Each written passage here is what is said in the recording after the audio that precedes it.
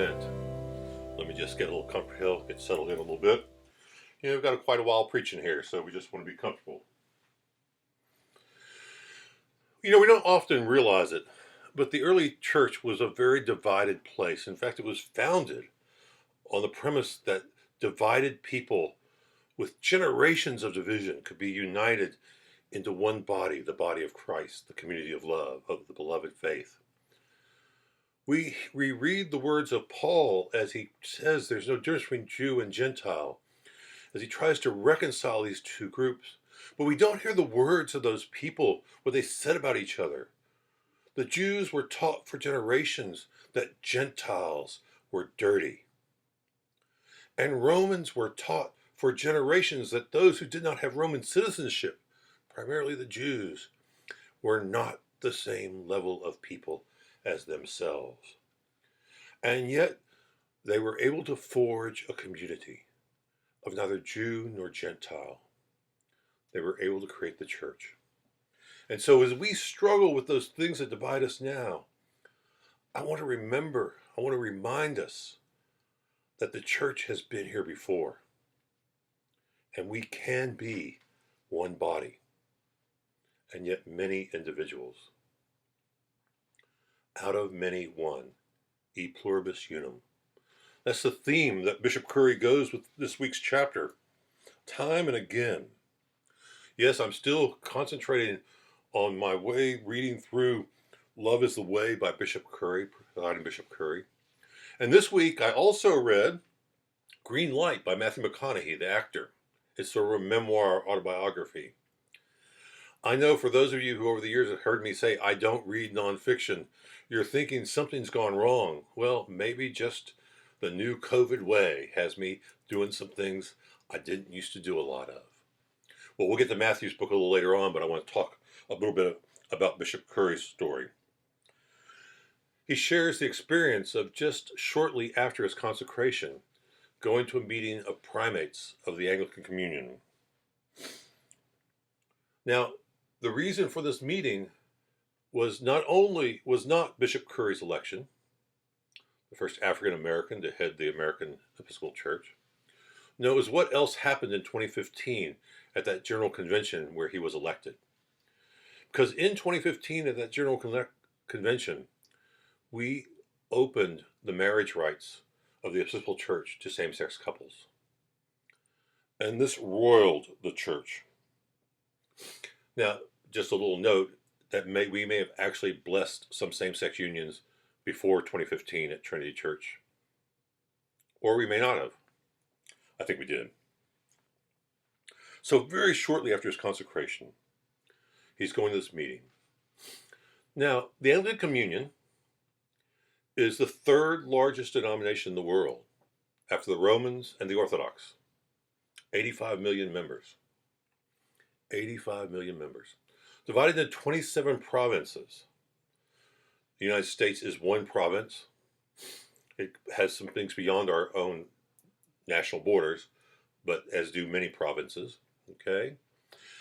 However, we are not a hierarchical church. We are a sort of federated church. We are united in our common tradition, our common history, and our willingness and eagerness to walk together. And one of the ways that that's maintained are these occasional meetings of the primates. Now, I don't know if I really would want to rise to the very pinnacle of my career, only become another primate, but that's the term we use for those who lead the different provinces of the Anglican Communion. Well, so he goes there. Mainly the African bishops, but some others were just terribly disturbed by what we had done. In fact, in the first half of this week of meetings, there were other bishops presiding and archbishops who would not speak to Bishop Curry, would not sit at table with him to break bread. As they talked through and worked through this, trying to grow in understanding, by the end of the week, these people were at least talking to him cordially. Some steps were made. Those steps of fellowship were made without Bishop Curry or the Episcopal Church of America turning its back on our LGBTQ members, because this was not only about same-sex marriage, it was about inclusion in the full life of the church. We had made a move forward and we were not going back. Now, before he starts telling us about this, he tells us that we need to enter into our dialogue without contempt. Without contempt. Contempt is the expression, I would say more than the idea, it's the attitude that the person with whom I disagree with is not only wrong, but worthless, stupid, some other demeaning characteristic. We need to enter into dialogue and relationship with love. That's the only way we undo it. That's the only way that dialogue was beginning to be established with these other people by the end of this meeting of the 27 primates. Bishop Curry and the Archbishop of Canterbury were asked how they sat together so well at the royal wedding when they'd been so divided over this issue. Bishop Curry tells us they both give a very similar answer. Jesus taught us to walk together. He called us to walk together. He did not tell us we had to agree. We walk together in love, even though we may not agree. We walk together in love. Now, Matthew McConaughey. I know Matthew mainly from his sort of fun, light, romantic comedies. He plays a fairly clean guy who eventually gets the girl after doing some stupid things on the way there, or almost losing her. Okay? I know he's made some other movies. I haven't seen very many of those. I've seen mostly the romantic comedies.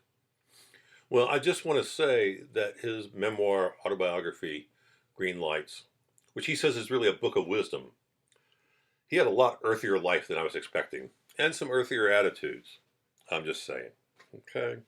But there was some good wisdom in it, some good insight, and I want to share a story from him when he was traveling Africa alone. He made some of these trips sort of in search of himself.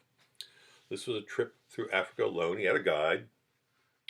They were at dinner in Timbuktu, kind of odd country, a set name that we know from so many different movies, I guess. They were at dinner at Timbuktu with a friend of the guide's. And the guide and the friend get into what appears to Matthew to be a rather heated argument or discussion about an event that had happened in the restaurant. A sort of moral edge type of thing. Well, after listening to them for a while and sitting there quietly, Matthew decides that it's time to weigh in with his opinion. And he weighs in on the side of the friend. Suddenly, both the guide and the friend turn on Matthew with a sort of, "How dare you say such a thing?" And then they explain to him they were not arguing who was right or wrong. They were sharing to try to understand one another. When Matthew said, "I'm sorry," their response was, "And will you change?" You know, it's not really our job to change other people. We can try to influence other people, but we first have to love them where they are, as who they are. We have to love them. And then maybe we have some influence, but really people change from inside when something awakens in them. It's not up to us to change them, but it may be up to us to listen and try to understand. And it may be up to us to find ways to speak so that we might be understood, so people might know where we're coming from.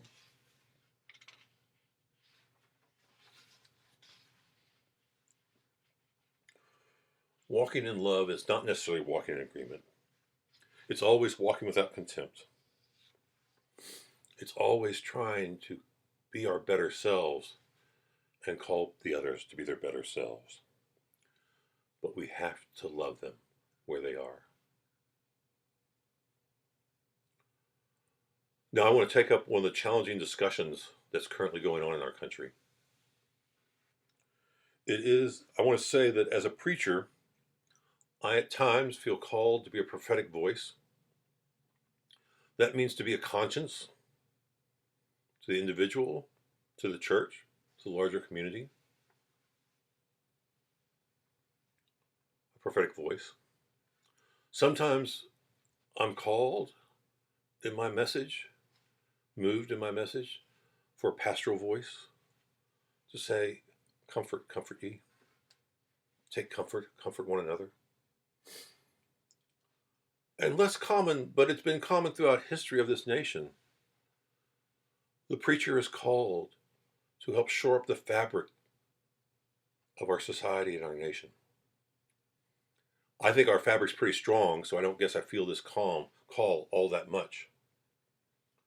But especially in great troubling times, the clergy, the preacher, has raised their voice to help secure the fabric of the nation, to help the nation step towards a better place, a common good.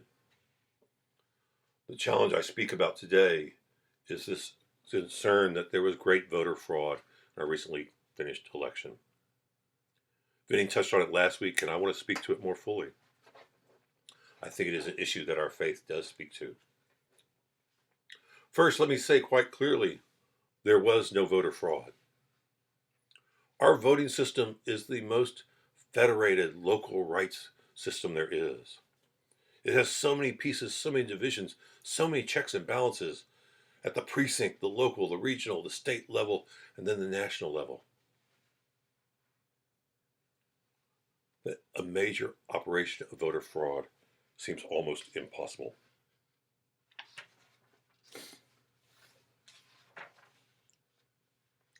"95% of our ballots cast have a paper copy, a paper trail. I do wonder what the other 5%'s about, but maybe there's a reason they don't have a paper trail. Maybe they just haven't gotten the system yet. But that means you can go back and verify the votes. You can go back and verify the votes. I don't believe there's any fraud because local and state officials across this country have staked their jobs and their reputations on certifying this election. Recounts and audits have discovered some human error. It happens every time. They've been small and minor. They weren't fraud. There have been found some thrown away ballots and some other things, but they were found. The system worked. The system found them. State officials across the country have stood up against higher ups, even the top voice. Say, this is a certified election. These are the certified results. State legislators have said, this is our system for members of electoral college. This is how it works. Chris Krebs, who up until recently was head of the cybersecurity division at the Department of Homeland Security, said it was the safest, most secure election America has had. And the current Attorney General, at least at this time, William Barr, says his office has uncovered no evidence of widespread fraud. It is important that we work to keep the fabric from tearing.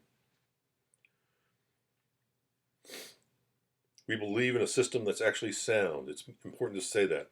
It's important that we continue to strengthen it while making it easily accessible to voters. I cite this voter fraud discussion because I believe it does threaten the core of our democracy, and it threatens our free practice of religion. It is a just issue of justice as it attempts to disenfranchise, in some places, thousands and millions of voters by having their votes set aside. I also raise it because it's the hardest discussion to have. One side believes one thing, one side believes the other. There's no gray area in between. But there's also no evidence of voter fraud. One of the senators asked that we prove there is no fraud, but you can't prove something like that because it isn't there. The system is already designed to discover that's not there, and the system has worked. And also 30 court cases have been dismissed for lack of evidence.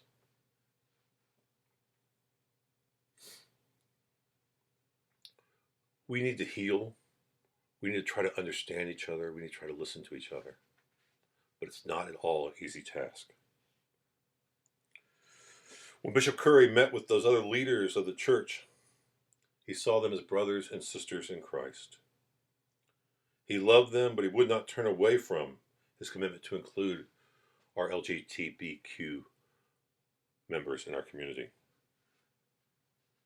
He already knew the lesson Matthew had learned on the trip to Africa, the goal to understand the other person, not to change them. This is a hard time, but look at others with love. Listen with understanding and speak to be understood. Speak to be understood. Speak and look at others without contempt, without dismissing them. But stay faithful to your beliefs. These are hard times, but our faith will lead us forward.